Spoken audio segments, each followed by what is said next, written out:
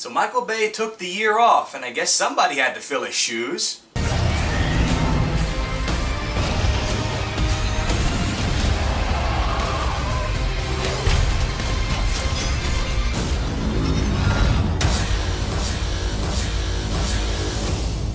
Pacific Rim. Better late than never. Pacific Rim has been in theaters for quite a while now, and I wasn't going to give this movie a review because I figured everybody else was going to do the reviews, and plus I'm a little bit behind. But for the first time in my reviews, I'm actually going to reference these guys' reviews and talk about exactly how dead wrong every last one of these guys is, alright? I'm talking people whose reviews I trusted, whose opinions I truly believed in, and would of course put some faith in, are so damn wrong that it's mind-boggling. So here we go. Pacific Rim is about these big robots facing big monsters. That it? Pretty much. Now the first thing people have said about this movie is its extremely cheesy, cartoonish dialogue. Says if you can get through the dialogue, you can get through the rest of the movie. Because between the action sequences, the dialogue is just cheesy and cartoonish. But if you get past that, you're fine. Hell no. But what happens when you have cheesy and cornish dialogue with extremely bad actors? You create crap. And I will use the lead actress as my prime example on this one, alright?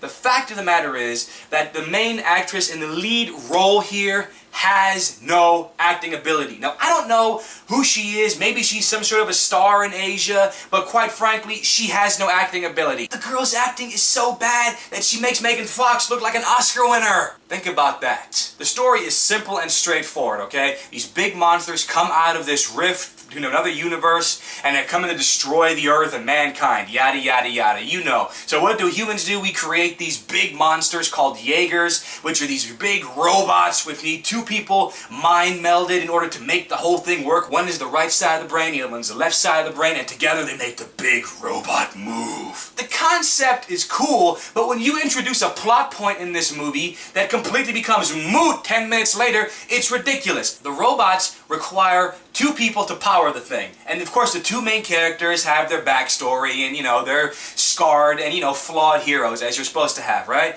And in the first scene where they're together testing the machine, you know, mind melding. And what happens? One of them actually almost destroys the entire base that they're at, destroys almost everything. And the fallout is that, hey, you guys will never ever team up again. You can't do it. You can't pilot this thing. You have no sense of ability, yada yada yada. You've seen it. You've seen it all, you know. 10 minutes later when it's like, oh no, they can't work together at all, but they're our final solution. And then all of a sudden, for no apparent reason, they have no problems. There's no mind meld problem. There's no accidentally destroying this. There's no conflict. There's no rising over the problems and overcoming them as a team as you would think in these kind of movies. No, it's completely cast aside and completely ignored. All of a sudden, these two are mind melding and throwing ships and bunkers and all this stuff, and everything is fine. And why? Just for the sake of the action. Is this movie a visual treat? Hell yeah.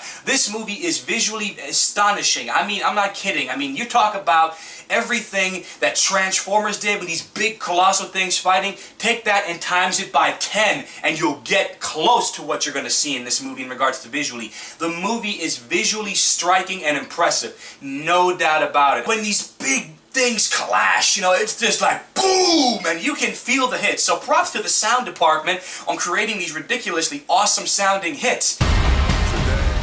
Go big or go extinct. The movie's tagline is very apropos just because, yes, this is big, and I'm telling you, when I've said it before, when these things collide, it is, you know, pretty damn awesome and epic and grand scale. And maybe it's just because all the reviewers whose opinion I have trusted and put faith in have given this movie their highest possible rating they can give. I mean, they have said this movie is so much more than another Transformers movie. Over the top, hyped, awesome action that this movie does have does not make up for the fact that you've got ridiculous, corny, and cheesy dialogue delivered by extremely bad actors, and for that matter, to create a plot hole in a movie that wasn't there before. The idea that maybe two people could work together to overcome something is completely canceled out. Two people having to come together literally in the mind to overcome something is completely becoming moot after 10 minutes of making it seem like a big issue.